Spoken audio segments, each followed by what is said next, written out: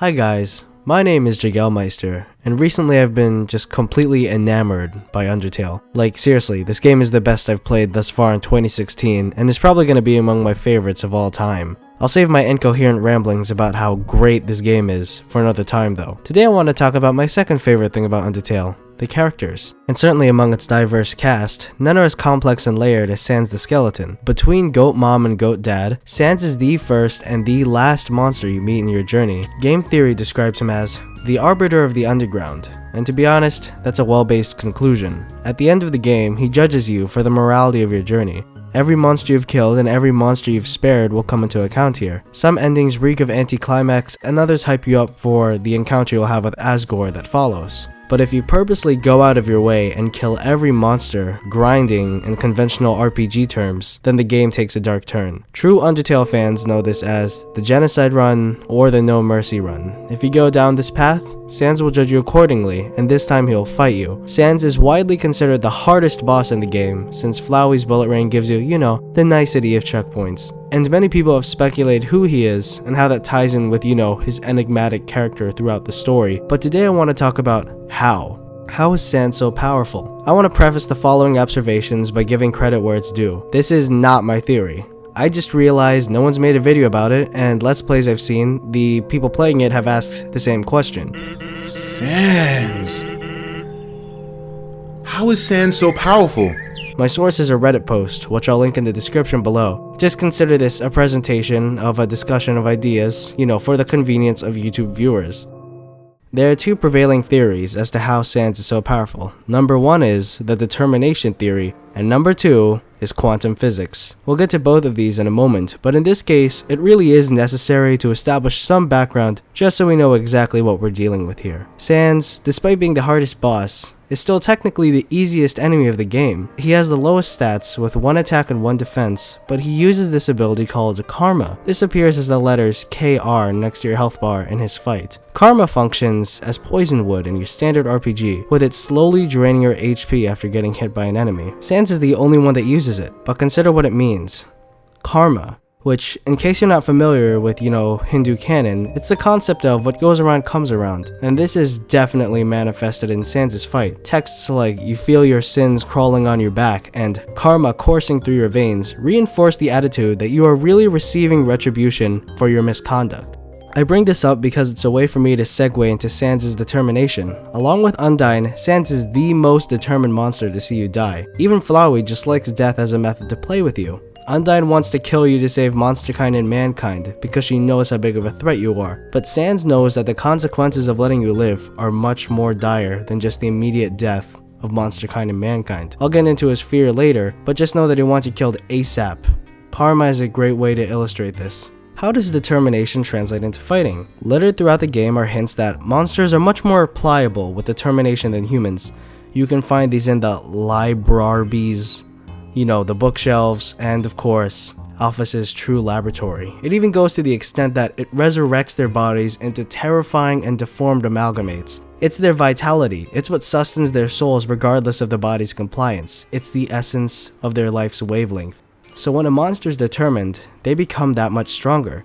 If you notice, the weakest enemies in the game are extremely timid and usually have zero will to fight you. Take for example, Whimsun, boom, dead in one blow. Papyrus, done. Genocide Toriel, kaput. Genocide Asgore, nope. I think you get the point. I kind of have suspicions about Mettaton Neo, but he's a robot, so whatever. That's not to say it doesn't affect humans. It affects them greatly, in an almost anime-like fashion, like, if I just believe in myself, I'll become OP.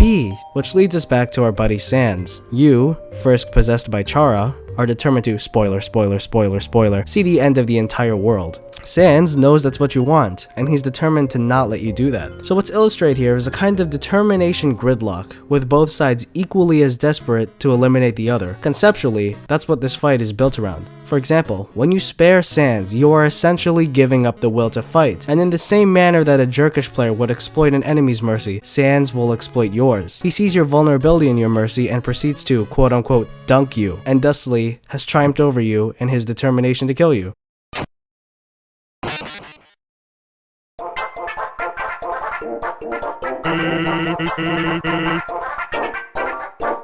On the other hand, when you're slowly beating Sans, you can see his will start to ebb away. Your determination is toppling over his. In fact, my friend kind of verified this with his personal Sans fight. I know anecdote doesn't account for much, but it's just really interesting how he said, "I was only able to beat Sans when I was most determined to do so." It's like cross-verification or something. As cool as the determination theory is, there are enormous plot holes left unchecked solely from relying on that presumption. How does Sans teleport? How is he able to dodge? How does he eliminate your invincibility frames? And how is he able to work into the fabric of the game, accessing things like saves and resets?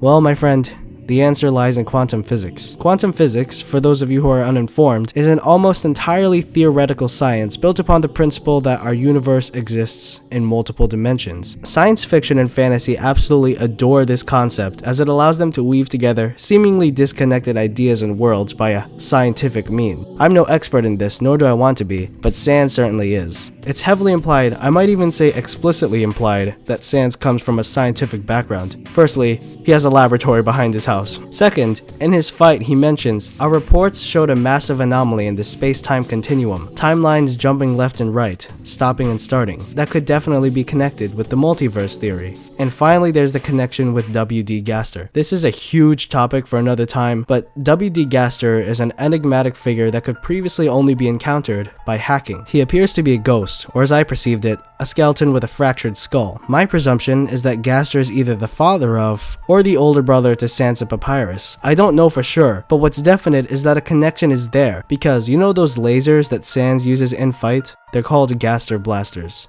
So why does this connection matter? Well, besides the mystery himself, 3 other black and white creatures can be discovered referencing Gaster by hacking values into the game. One being a rendition of the elusive Ficus Licker, the spider bake sale guy, and an apparently really insecure bird that doesn't appear anywhere else in the game. I don't know what's up with this guy. They say that after he quote-unquote fell into his work, he was shredded across time and space. From this we can infer that his research is similar to quantum physics, and by correlation, Sans has knowledge of this pursuit as well. And from this we can garner that Sans has knowledge of, and the tools necessary to navigate the workings of the universe which he's in. This allows him to completely exploit his one attack by dealing like 1 damage 60 times per second, or he dodges, or he can teleport, or he can use karma. He pretty much destroys all the common conventions the game established, but without getting additional souls like Flowey.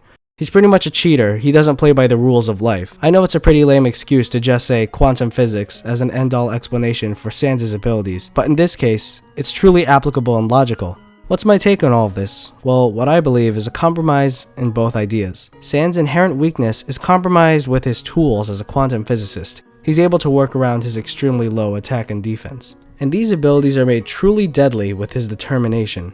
And this is just about his combat. Consider the plethora of videos discussing his background, his various Easter eggs, and his odd connections with other characters. It's this immense complexity belying a silly prankster that makes Sans my favorite character in the entire game. He's just on that INFJ game, man. I don't know what else I could say. Hit me up 100, check out my mixtape.